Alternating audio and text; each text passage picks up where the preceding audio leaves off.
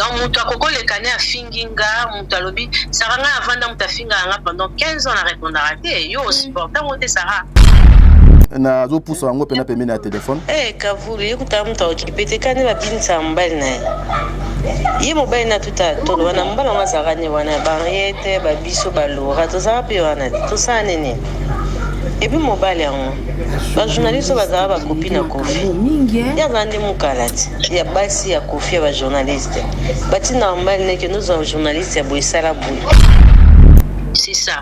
Alors mon frère s'est mal comporté dans sens wana ya okendo zelo wana o le kisango publier ngo po batu ba ya kofinga nga. Et dans conclure la plupart ya batu ba récupérer ma solo wana ils ba warrior. Vous comprenez? Ce sont des warriors qui ont récupéré ça. Bazon nga ba rendre nga ba compte on a tika pe muta rendre nga compte des jours. Ngala za muta ba BST.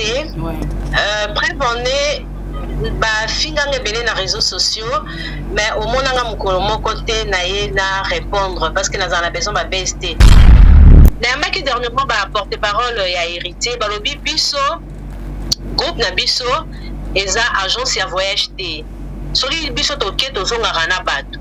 So lanzango voilà, tu vas comprendre que non, il s'adresse à telle personne.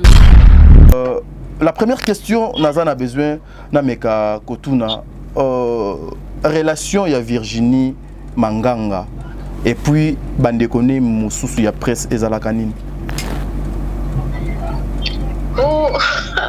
J'ai de très bonnes relations avec tout le monde. Alors l'émission avec Héritier, l'émission a été bien préparée. Très bien préparée, l'élément tout qui na émission, to préparer qui on te bec et tout tia Fikine, to tia Atlantique en Angola, to lobela boy. C'est que émission Simbi, émission Ezaki Kitoko et ça permet à Héritier il y a pour étaler bablo comme tout est baraté par rapport il y a comment dirais-je, il y a ma réalisation naïe.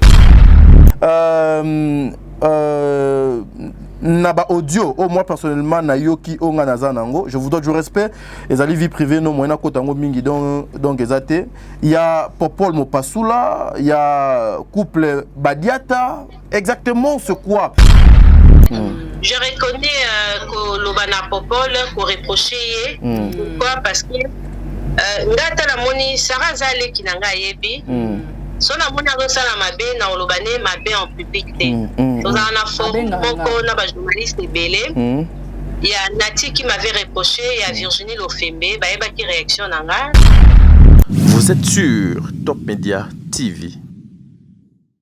Voilà, mbote bandeko balandi ya Top Media Télévision bino baye bolingaka Sarah Tola télévision pe kuna na musika na moni ndika télévision bisika boni bandika monanse me beta maka. Voilà, émission na bino le code de bonne conduite et bandi ezaka présenté par moi votre frère Tadi Ngalapa na souci ya ko informer bino lelo matière e kotili susu Virginie ma Virginie na pesio mbote bisika ezwami yo bisika yozali bandeko nyonso Popol Mopasul na pesio mbote ba journaliste nyonso ya Congo na pesi bino mbote Héritier Watanabe moto na tembe na pesio mbote la pulga. Voilà, émission lelo tozo koluka kosala analyse pona oyo etali makambo bino bozo komona na ba réseaux sociaux mais lokola esimbi moko na biso esimbi bae o biso to lingaka na ba respect o to pesa ka batwana na musalo ya malamu batwana basali to kokipa ko bafouer musala na bango ka boye justement parce que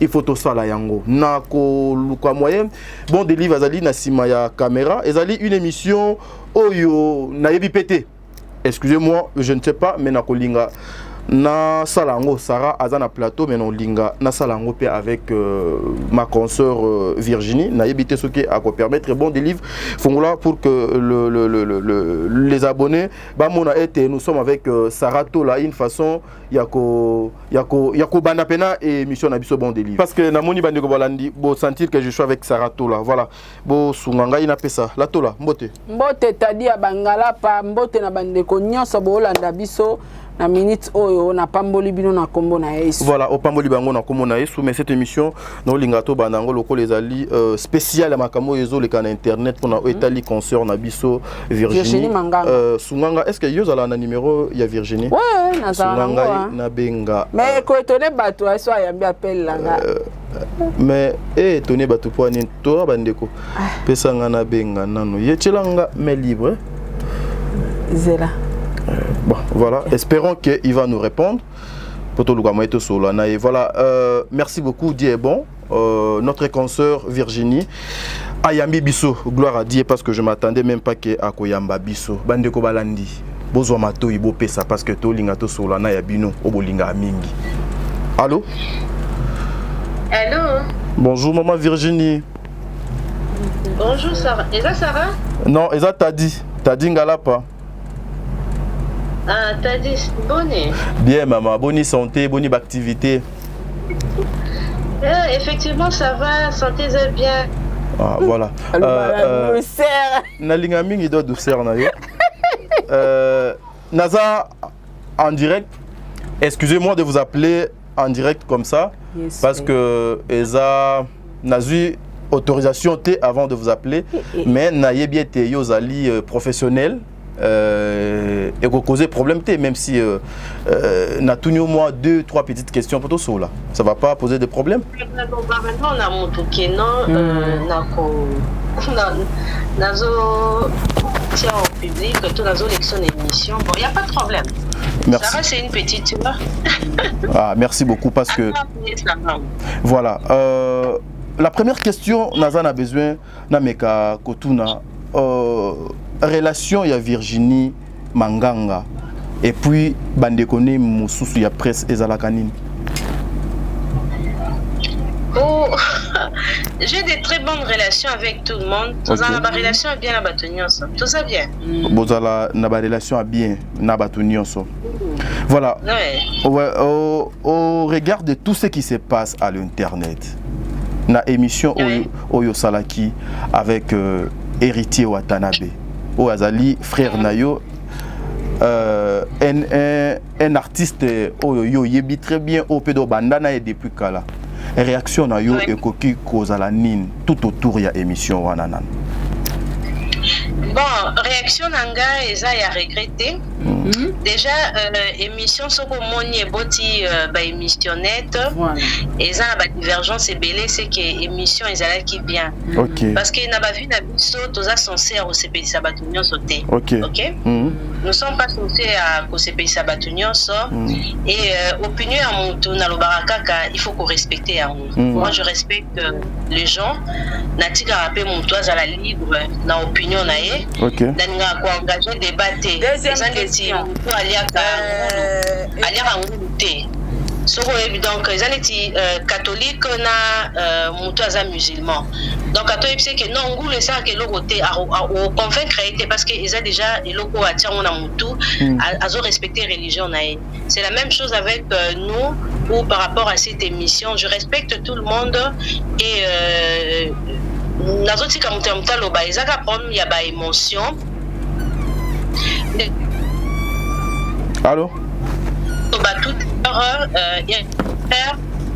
Oui, hérité d'un frère, Toé, et l'autre a fait plus avec hérité.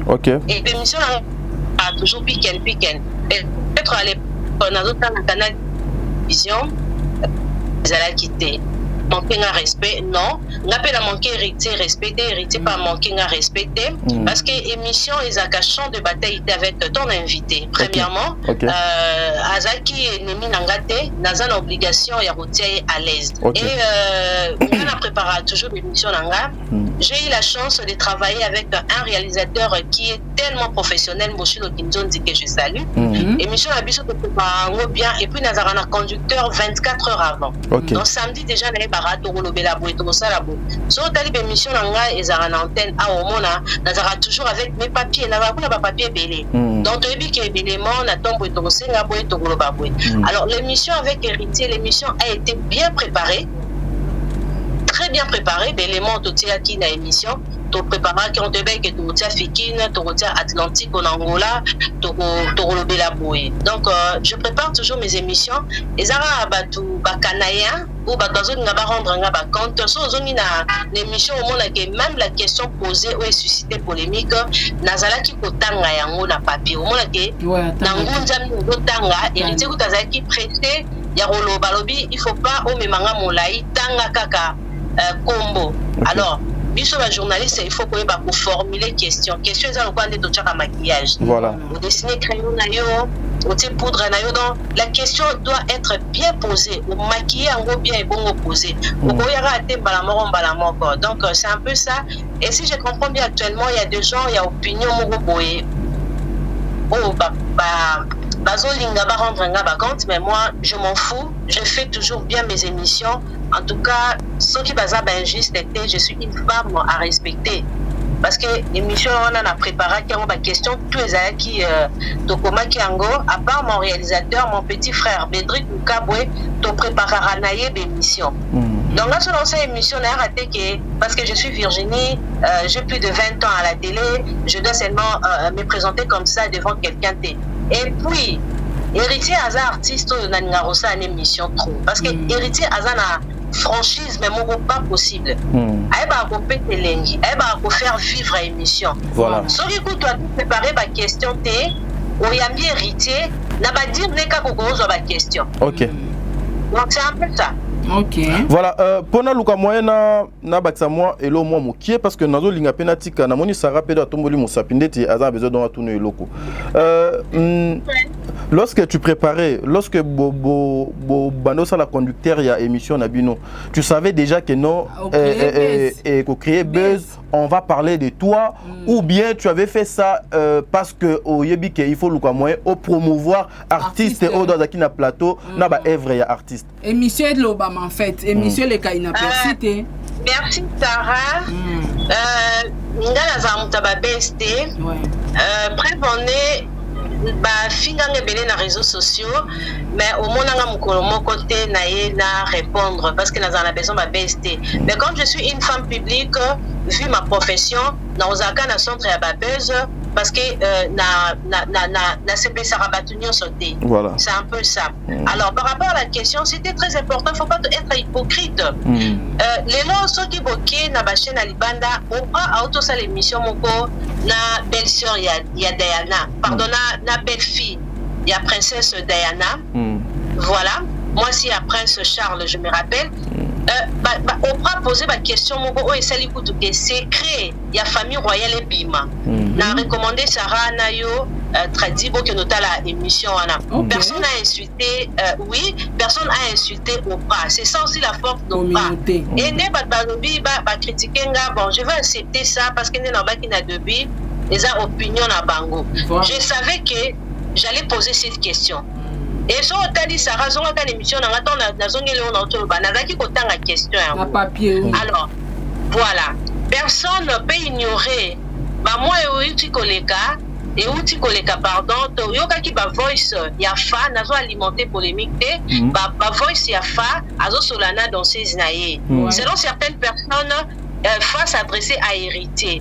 Alors il y a voilà et ça vraiment eloko to ko combattre biso pe na émission na biso ndeto ya maraba communicateur parce que chaque dimanche ya maraba leader te to ya maraba mingi bato ba communiquer rapport na ba leader voilà to ya ba langage to ba message na bango donc bazoloba que il y a un ça ne va pas entre leader X na leader Y voilà na maki dernièrement ba porte parole ya héritier balobi biso groupe na biso eza agence ya voyage te Soli biso toke tozongara na bato. So lanzango voilà, tu vas comprendre que non, il s'adresse à telle personne. Alors les lopes mutakoi koniete bazotia héritier na Fabrigance pardon na centre ya ba polémique. Quand je dis polémique, tout le monde en parle sur ba relation ya fana héritier.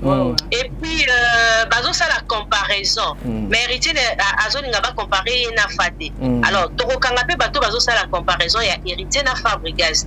Alors nalinga ki juste comprendre sentiment ya héritier vu comparaison wana ya yé na Fabrigance par rapport à carrière solo na bango. Voilà. Et puis, je reproche à Biso la musique. Si tu as une émission politique, Sarah, na mon frère, batanga akuba kombo. Depuis les cas qui a l'obaki boye. Ministre boye les cas qui a l'obaki. Batanga rapenza. Batanga voilà. Donc, Biso ce qu'on a musique et comme la polémique. Bon, c'est une question aussi. Il y a bateau va consommer à Biso. Comment réfléchir ça? Voilà. La question a été bien préparée. Je savais que j'allais poser cette question, mais na esprit qui a créé buzz, Sarah. Toi, tu me connais. N'a créé un buzz, n'a pas buzz. Mais n'a rosaka na buzz vu Moussala nanga. Parce que Moutola Moutarolinga a tiré Nandenge Naye et puis Moutola Moutazolinga a rabaissenga. J'ai de très bonnes relations avec Héritier. Héritier, c'est un frère. Toebani na Lelote. Na lo baranen depo. Et ça a coupé de mon abine, yo vraiment pour yo za sœur nanga ya palais, nous en découranga Virginie. Donc émission coûte si je te dis Sarah Tobando c'est kaya lobi nanga nini. Abi Virginie yo za sensible yo betinga bord, nga pe na beti yo okomi yo ko sous-estimer ngate. Abi yo za Tobando c'est ka, so ten na TikTok na to snapper donc c'est un frère, c'est un ami, un frère. Et on a des souvenirs. C'est que, y a Virginie. Donc c'est un peu ça.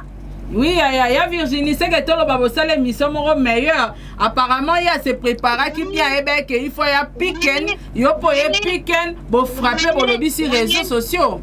Oui, je me suis bien préparée. Il est assez préparé. Et Sarah, je te dirais une chose. On m'a invité tout na yambaka. So na biki. Nga que non c'est monsieur pas confié. Qu'on fait na se préparer. Il y a une polémique.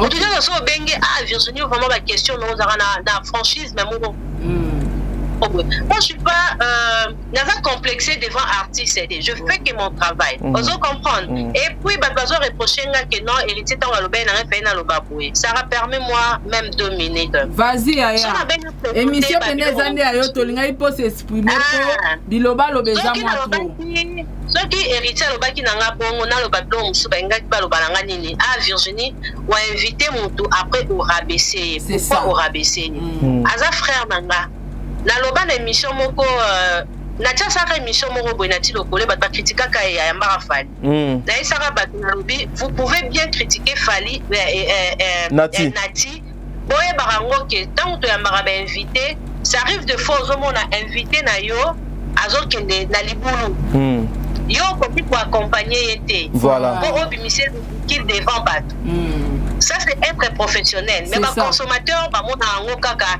a simbisio touche ne bazo ba mamorité non Sarah ngana Zambia kana mamwa TV na ebi ko berteye na ebi pe ko simbisa musicien mon émission avec papa chéri na bandi botalango to sekarango kutia moso to vai na ba vie tsone ngana za muntu ya lelo te o muta kokoleka a minimisenga héritier ayebi ke akoyi ko minimisenga te même na émission wana bat ba ozongo kana motema mabe héritier mo tabi je présente mes excuses mais na linga ki na lobno boy voilà parti wana bat ba monyango te pour moi c'était 50-50 j'ai essayé un peu de choquer héritier aussi m'a choqué mais me rabaisser de bat ba lo bazolo bango wana héritier rabaissenga te te batu ba lo ba par rapport à kenenga lo ba ki o soko yambanga il faut la préparer comme la question na papier plutôt za ki na ba papier mais papier la ngeza eli boso boso na ça ki héritier o nini batanga ba ba nini na héritier respect c'est ça c'est aza star ya munene aza vedette azo mériter respect nanga héritier c'est un bon monsieur bato ba fréquentera été même si ba lo ba makamne pembeni voilà aza garçon très bien et puis sera CP là qui n'a monté à ngara lo balanga wa azara punda polele ouais héritier na punda polele atozi ku tant monsieur style tozo sola tozo seka maître ne mo utazaki wana na bimiselo moko donc tozo sola bakati mambo ebele maître ne mo utazaki na lobi bazo enregistrer yo agangeli maître ne abi oui nga lobi héritier na epi na bakila bax ba pakalingomba ba junior bongongo ba tebele dele héritier na rosale mabe ata mokolo moko te pa lobi oyo nazana bango baza batnanga donc c'est un frère oyo nga kokolinga te batu bakitisa ye toye pa kolinga te batu bakitisa nga donc eza na clique ya batu moko bazolinga ba rendre allô non la clique à bâtiment ba ni ba rendre yo ba compte Voilà, bazolinga ba rendre nga ba compte sur continue ba page ba Facebook ba tout marato belé ba sali ba publication moko bet pour lelo so to bito tia penza ba émission saranga avant na muta zo beta nga to sa émission na redi to ke kolia na bondal ya bité so mutonga sa ngona ko abeta benya li solo fiana tout na redi boy moi j'étais là derrière la personne nga za be muto ba référence ko te mutawe so et Virginie on la tara libaya moko na kanga kayo siko tande émission na bimé kitoko ba do kumisanga tatende la bimé kitoko na libaya na ngata moi te libaya no ya kitoko penda bien habillé bien maquillé voilà poto luka mweto zo tobe maboko après nga na simbi téléphone moi na beta maboko ate mais na beta lo tolo. Merci beaucoup. Voilà avant une dernière question na me ko tuna ka moi tu ka mokie pour bon biso tozo sala ka musala ngo na tuna ka question pour na yo objectif na yo par rapport à émission na eza atteint. Bien sûr. OK. Sur émission héritier a fait ko sala émission belé awa. Et le bamitin balobeli yango te na mona makambo ya wenge bato bapungi yango tokosani ya tozoni ataka Virginie Manganga wana. Est-ce que tu me permets encore émission soki elobami bongo c'est que émission esimbi émission ezaki kitoko et ça permet à héritier ya koétaler babiloko mosusu toyebaka te par rapport ya comment dirais-je ya baréalisation na ye ayebisi biso makambo bastream ayebisi biso baprestation apresente biso ke bato bazolinga bacompare na Fabregas. Lui il a fait mieux que Fa bakanga ta kote na basa polémique. OK moi te babando comparer ngo c'est ça ouais là c'est non basa ba recherche si ba propos de tenir héritier eza vrai eza lokuta.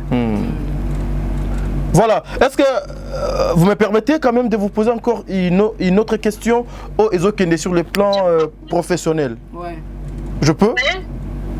Ouais. Ouais, voilà. Et Gozala Oyo entre Bisso. Et après ça, nous avons maintenant des voix qui surkillent.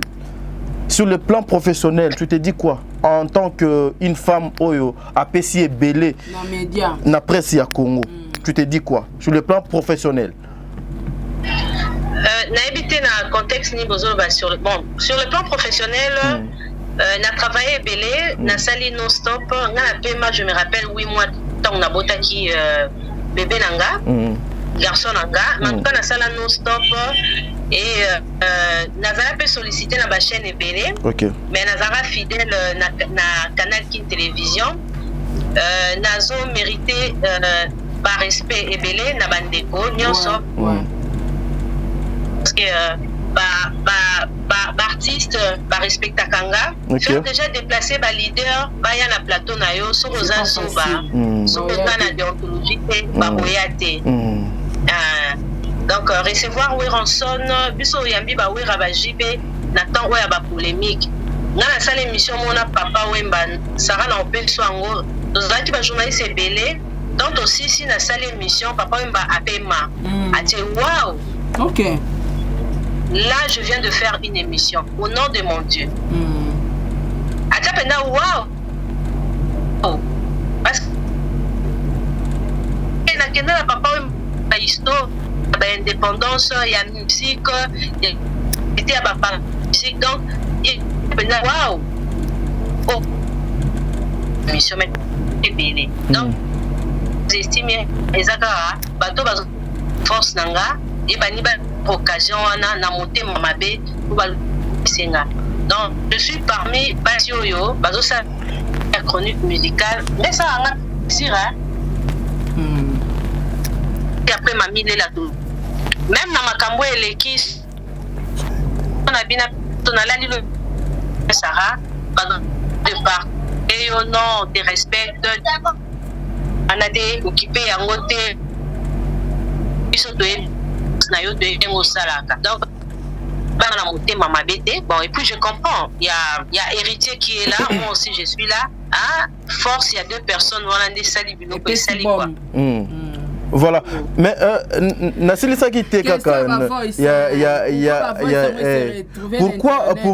pourquoi aujourd'hui Voice Wana se retrouver dans Internet et puis si ceux qui donc permettre d'aller plus loin que ça, on cite les noms de Popol Mopasoul Nakati, on cite encore le nom, il y a couple putain, connexion.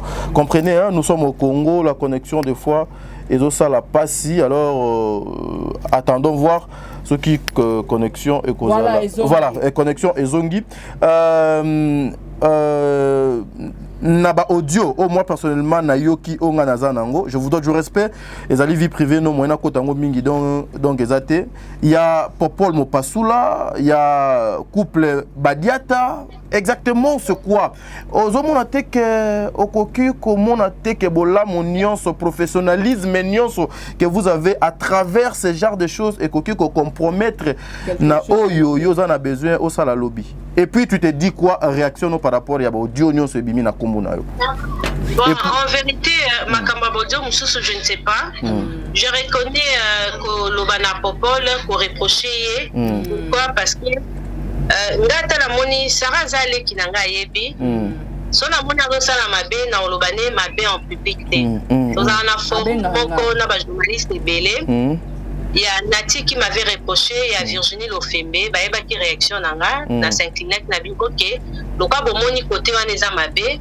Na yoki na robongisa c'est ça ngana ninga ko engager débat et puis moto ba reprochaka et ça moto balingaka voilà pour faire la considération na motuté pour reprocher était otiki ya na libulu voilà dans la vie nanga ça rende au monde ngana linga reproche makasi ça arrive des fois la sixième mission nanga na tuni pe bat na lobby bien koto na lobaki mabe na mitira te ke na yebi déjà te ndeko na biso Popol il s'est mal comporté au nom de la corporation. Ok. Bato belé ba reprocher nango azaki le terrain te ya rozwa partie émission a publié ndenga publié wana. OK? Parce que aza collègue, aza ami ya musala. Donc nous devons nous protéger. Voilà. Ngai so taille émission ngai Sarah na défendra toujours bandeko. Ceux qui bazo critiquer ba on est loko tala na baraté. Oui, la réalité est face ni tokuta na nango deux fois na ba invité aux ala bango. C'est ça. Aux omona. Ça va face na marambe. Émission Sarah eza mambo belenga ko sona sa introduction na benga ngo décollage. Donc après au bandi, soko c'est l'introduction mabe et ça rappelle émission eza mabe. Mabe voilà. Mais soko c'est l'émission bien au mono vandisi yango. Ba mona toza bazo ba tosala musala bazo baté. Eza rapasi.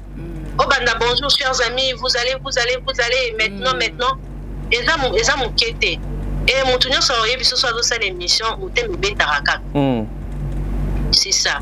Alors mon frère s'est mal comporté dans sens wana ya okendo zelo wana o le kisango publier ngo po batu baya ko finganga nga finga baninga te naza pe na ba toujours ndena on s'appelle ko benginga naza besoin batu baloba te que Sainte Virginie mais naza na réalité akokai ko sala ngote.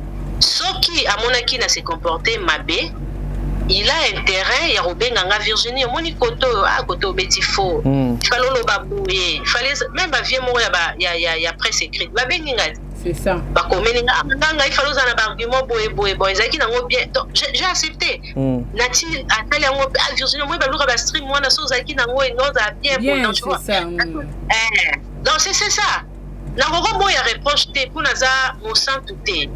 Mais comme il ce qu'on a place publique à Kitisanga, il fallait qu'on rappelle. Voilà. Pour monter la moto, on a besoin d'honneur, de respect. Ce qui respect, non, on est en jeu, en tout cas, il faut ça la récupérer. Voilà. Et si on a tout est arabesé, Sarah. Moi, je travaille à Canal Kin. Canal Kin, c'est une chaîne, il y a Jean-Pierre Bemba, qui est opposant. Je travaille dans des conditions, moi aussi, qui est forte. Émission à l'époque, nous avons des zati.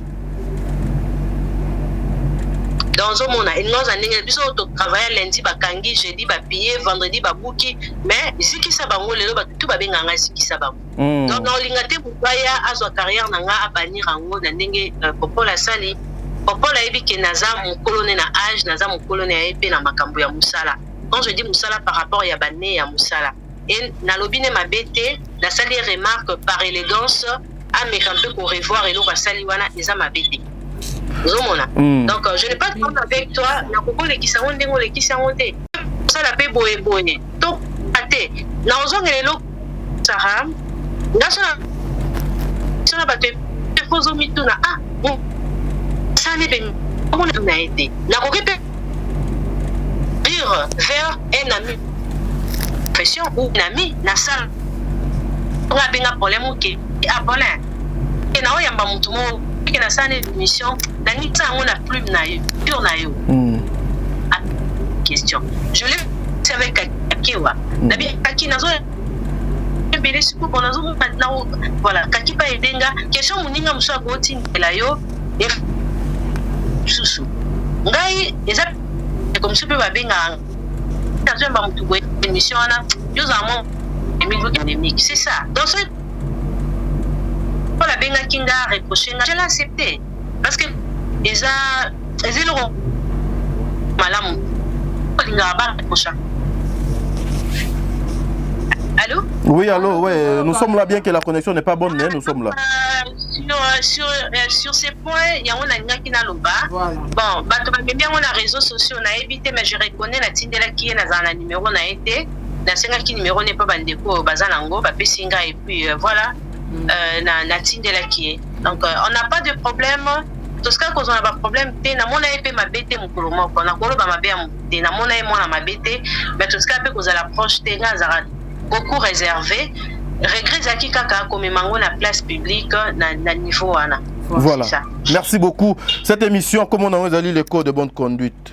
Toko là taba masqueté pour na pototika yo ao. Parce que déjà ils allaient na place publique, aux alliés payer une femme publique bien que aux alliés montouiller à babeuste. Je suivi encore quelque part mobali yoye abeta tolowana. Ya yebindenge babini saka mobali na ye. Biso tozala wana ba X bazala wana to mona pe elokote. Mais c'est comme si donc eza voix na yo. Non, ezangate. En tout cas, maman na bien oté, je perds de personne. Et on a évité à kaka qu'on soit na propreté Sarah. Ah OK. Comment la qu'on soit na et tout. Sarah, moi j'ai supporté beaucoup de choses. La supporté marambo ebele. Jour na loba na loba. Na bandi ba te belé ba otangisa ma ya miso. Oh là. J'ai été toujours une femme forte, je t'ai dit, hein. Ok. Je t'ai dit, bah ça il a un clic, ma gambo est belle. So tali bien au commande na zala nga moko. So au moni na baninga c'est que dans la conférence de presse ils ala boué. Donc je suis une femme forte, une battante. Oh ba te belé ba on nga ba rabaisser ngate parce que nazarana détermination et puis nazarana ba objectif na nga ngara quoi atteindre. Donc, mon koko le canet a finginga, mon talobi, Sarah a vendu mon finga pendant 15 ans à répondre à rater. Yo, supportant, monter Sarah. 15 ans. Mais je te dis, il y a des gens à TV où mon a vendu. Et puis, on regret, on a déprogrammé la chaîne, c'est Sarah pour la ramouté. Na bon, on a quoi, on a masuma au finga. Est-ce qu'on remonte à pendant mon tazo à finga rayo, à l'obaramagam nayo, à Pandago, bah, tu peux pas détruire la réputation baninga. Voilà. Dans un moment na qui parle na répondre à rater parce que celle juge Sarah retenir phrase des conscience voilà conscience là celle juge net nazo le kaboye na koko sa hypocrisie mettons dans zone ezelo moka et betanga na voilà mais si na la conscience tranquille aux tranquille et na ba vie na biso il faut te barelo romoko ko pardonner baninga pardon pour Tchango la première position et tu fais ta vie. Oye ba pe ko sala tue ya bateau ko fréquenter. Bateau sous organiser ya za ennemi na yo. Or ma be o ye asala yo ozata ko pardonner au sara vie na tranquille. Esclavagisme c'est un état d'esprit. Waouh, c'est fort. On peut oser ennemi à moninga, moninga maté. Vous êtes esclave à mon tout, mais vous servir dans le mal, sans le savoir. Tu deviens esclave à quelqu'un. Voilà. Sarah soit salé le roné mbamo, que Sarah te la loba iboé. Très bien soit salé le roné, très bien loba qui boé. Tu vois, tout ça, aux autres esclave à mon tout, sans le savoir. Mais ceux qui ont soit place, il y a pardon, ou pardonna mon touana, au bikebo, n'a pardonné, mais à côté qu'on a la mine en gâté, chacun fait sa vie. C'est tout. Voilà. Merci. Merci beaucoup. Elle s'appelle Virginie Manganga, mais Qui ça bango? Togozik Sabango Telelo, mais Ngana a besoin d'accorder. Actuellement, l'émission nous a présenté ça à pluriel. Mais Ziki ça bango ezara somo, yara somo. Ziki ça banani. Voilà, mais Nala Kutango, Ezaki Conception Langate, je l'ai dit, Ezaki Conception et Canal Kin, mais Ziki Sabango est parmi mes missions et connaître ma meilleure. Merci. Jules Punga Tanango, Marc Tabo a présenté Ango. Babi Balukuna, Laura Tendance que je salue, une amie à moi, a présenté à Ziki Sabango. Ngande Siko na 8 ans et Belé na Ziki Sabango. Je fais presque 17 ans, 18 ans d'émission. Ok. Identité nanga. Voilà. Ma chère, excusez-moi, ma consoeur, accordez-moi 30 petites secondes. Notielo audio et puis Ozalaka na 2 petites minutes. Il y a qu'à répondre à audio. Bon, ngape nazape lokola yo donc depuis ndakuda na préparer qui da plan nanga. Yo pas ngonyata. Et ça be missionnette. Voilà. Au répondre ngai na audio oyo na zo poussa ngo pena pemé na téléphone. Kavuli yukuta mtu okipete kani babinza mbali naye. Ye mobile na tuta tolo wana mbala mazaranye wana barriete babiso balora tozara pe wana tosana nini. Et puis mobile yango. Ba journaliste bazara ba copine na Kofi. Ya zande mukalati. Ya basi ya Kofi ba journaliste. Bati na mbali neke nous en journaliste ya boisala bu. Ya. Ye benande ezawana ko ye na vinanga akoyoka kanga na swani saiti. Akozoka kipa kokolo ye musale ko kitsa basi ya kitoko a TV. Jalouse ba fitu ya kitoko a TV. Et wolo. Ya finga ya te ko finga het. Kajinga wetu. Virginie. En tout cas, ça va n'a évité. J'ai aucune réponse. Na ba voice wana. Obi ke ba ko mape ko imiter ba trop hein. Ouais, tu es bi ko pa ngo pezala. Mais vous ngo pena et izoki pena loko ya yo. Na ba tendresse ozala nango ba ermo bendi moi pema ba ermo ko bendi moi mbebo ermo chimo douceur moko boyo ozu moi temps. Ouais donc otala do fete ninga alata Joseph Kabila. Voilà donc c'est-à-dire na audio OR na zo yo kango non mona dernièrement lorsqu'on était donc avec toi. Na mo ba mon boyo sala kana monoko. T'as dit. Non mais je prends le temps. Ouais, c'est ma façon de parler. Voilà. Donc, je suis moi, je reste moi. Et l'angaka mutulamta vivre vie naie sans que côté moninga mal à l'aise. Voilà. L'angana côté baninga mal à l'aise te, n'angape ko critiquer baninga te. Donc voilà, je reste moi. Problème n'angara que Nazara vrai. OK. Nazara vrai. Voilà. À reconnaître à ça qu'il faut c'est pas pour le non s'il vous plaît nga naza na audio on déplace ndenga zo conclure pour natika ye OK maman pour natika yo cette voix ezali Virginie ou Suzy ya Virginie. En tout cas mon toit a publié un gros tout naïe je ne sais pas si c'est moi mais je ne crois pas que c'est moi. OK.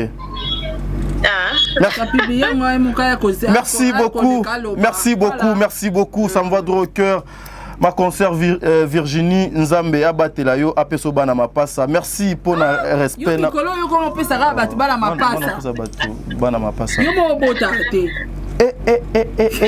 C'est fort. Un dernier mot pour toi Kabwana. Message ni au kozala nango pour la presse congolaise et puis pour na ba congolais nyonso ba oya surtout ba oya mité mama be o babalinga komona te ke batumi balé bazala parce que ba batambola nzela moko et puis ba o batala ku kaka côté négatif ya bat. Bon, Sarah Nalobi a changer opinion, ce n'est pas facile. Mais l'idéal, les a tous un amour entre nous, la corporation, tout accepter. Et si quoi les a faiblesse à négo, yoko comme ça on peut côté fort naé. Ah, mon niveau a faible bouilleux et puis qui côté à nos afforts. juillet on peut essayer le boko au télémissier la place tout luka ko se rabaisser et surtout je suis contre basi oyo bayaka okitisa baninga basi na créer émission na moment ça le comme na bara na concevoir émission là juste pour valoriser la femme. OK moi si akoki jamais pour la place publique à rabaisser mon ninga ne moi si mon kilo déjà batia moi si na deuxième position Sarah yo yebi moi ça ko ikosa la boité moi ça ko ça la boité alors biso basi na basi il faut to simba na mabogo pour tous à la bas fort vous comprenez tous à la bas fort na public tous à la bas fort tous à la dans de femmes fortes quoi na ba domaine moko boy mais la place moninga moi c'est aleka a ita moninga ne moi c'est agenté et non conclure la plupart ya ba récupérer ma solo ana ils ba warrior vous comprenez ce sont des warriors qui ont récupéré ça bazoli nga ba rendre nga compte on antique peu muta rendre nga compte je vais me défendre. Je vais me défendre, Sarah. OK. Donc, on se défendre. Parce que je suis une femme forte. Donc, permettre qu'on me rabaisser. Bah, warrior, en gros. Mais Zela pardon maman. Ba warrior en gros bazala ya nani. Te ngana yeba ka bango te na tuna question. Ba page bato ba publier au monde ce sont des proches et artistes. Moro Boye, ba warrior en général. Ils ont récupéré ça. Peut-être bah se sentir choqué là pour Moro Boye. OK. Mais courant dans ba compte ndé ba okokate. OK. Et ba okokate ponga mona na ebolo. Moment ndeka héritier ba na mutambanga ya mbanga ngamo pe na mutambanga na ebolo ba. Non luka yo kalate. Je suis pas une idiote. Non luka yo kalate. Côté les n'a parlé. Oye comment c'est là? Te obena. C'est à faire. Obena c'est à faire boye na moni esimba te. Oye on senga ke voilà, mais la ligne to lingana, so bon Virginia Lobaki Mabe, mon numéro est là. Là, vous n'avez pas un numéro, on a raté dans Bali. Allô. Depuis RTL, Zen, Nazar, Moko, Benganga reproché nga. Comment on a? OK. Tout coup t'as commis moto. Parce que avocat, mais puis le boya bo finanga. Donc moi je suis là. L'esprit à calme, hein? Esprit un peu sage, bara. Voilà. Voilà. Félicitations. Courage. Et frappé. Parce que l'or reçoit mon basala en les gars, une aperçu mon sali un bon dimanche, mon sali émission et kangi réseaux sociaux et côté page, c'est pas facile donc c'est à féliciter parce que vos pesa d'énergie n'a bien qui positif. Voilà, et à côté na yo, et à la côté artiste héritier Watanabe en tout cas félicitations la bino. Rendez-vous hein. Rendez-vous nandaku. Rendez-vous to luko avant semaine ici là. Nikamba warrior. Na moni osenga photo za face à face. Voilà, voilà, allez. Sinon, une excellente journée. Hein. Merci. Bye. Allez, bye. Voilà, merci Bandeko Valandi. Bon, mon 37 minutes. Tout ça là, Moussala Passi. Moussala Passi. Donc, Sarah Namoni analyse au Salango après. Après. Tout ça là, analyse après. Mais ouais, tout ça, il y a vraiment Bantouaka. Oui, que ma baba warrior est là. Tu vas matière. Matière. Est-ce que tu as tu as Lukango? Tu as écoute, tu as Katanda. Tu as matière, ba warrior. On va aller avec ça petit à petit. Virginie Manganga ça ba problème nini na ba warrior. Photo Lukamwe tu éviter biloko. Ba weleli nini. Bozo boma image. Virginie Manganga ça musicien te. Un journaliste. C'est quoi problème il y a héritier? Na bon, soit tu es cette émission est Virginie par exemple à tutoyer héritier.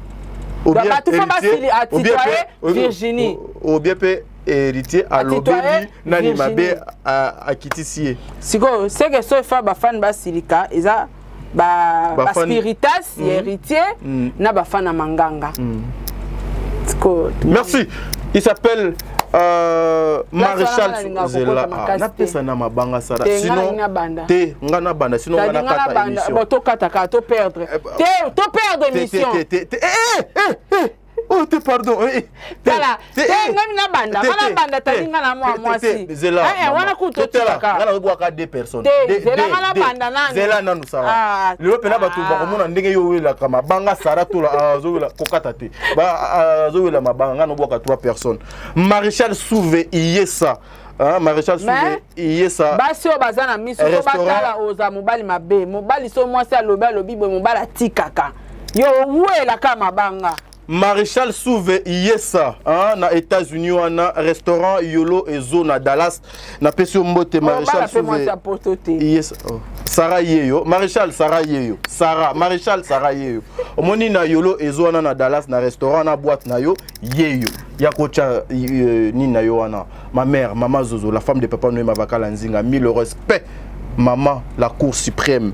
Ah, mère dictature. Maman Déborah Lubanda qui la mère à Calgary. C'est-à-dire maman Nanda kwa libala. Sarah. Nga so no boka. Nga na boka na senanga. Nga na boka sese. No boka maman Déborah na linga moi silence. Po yaza maman Aboupia. Wana maman nanga depuis Calgary. Un grand merci na maman Pamela Moussassa Barbie la grande depuis Liverpool TK 09. Nalobaki 4 personnes. Il y a Souka Yeyo, Blandine Tata là. Mais il y a Souka Kasi. Ah, Souka. Lisa Matala. Mais Souka Kasi, c'est tapé à yote de biso mbale. Souki sa. Tata mo sabana na ngana boakete. Nani? Lisette Matala. Koki.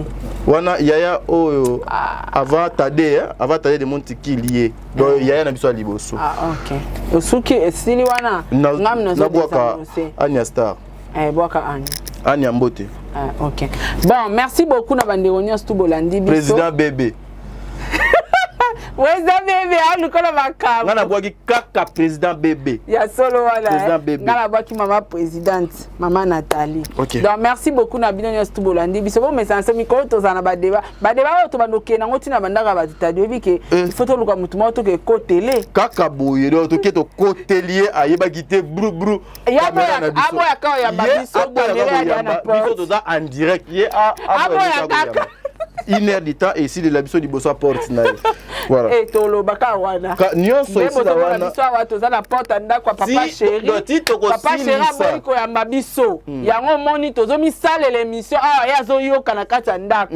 Nikolo to banoke ba démarrage. Donc merci beaucoup vraiment na ba sponsor nanga Madjabu Gospel, Azir, Jimagique Adasta et puis na Fossat Fondation Saratola. Merci na batunyo stu bolinga nga boze bele taba komona mnundeta na ba dédicace. Kotanga bino so Amelia. Amelia Mweba, la private de Orlando Domingos. Maman Gina Amatou Motema, papa Aaron Amatou, le prince de Dubaï. Et tata Poe Fapekato, ma grande sœur. Merci Lissousuna. Maman Madole na Germanie, Motema ya papa Samuel. Merci na président Charles Tamboy. Merci na maman Jenny Bet industriel. Moi c'est Pembe. Merci na papa Diego Milito. Debo Boucha. Papa Diego Milito. Merci na merci na maman Passa Yaya Moto. Balobi Mikombe et les démons de Makambo. Merci beaucoup na Dalia Onyema. Merci na Murphy Andrea. Merci na Angelos Sokarwa.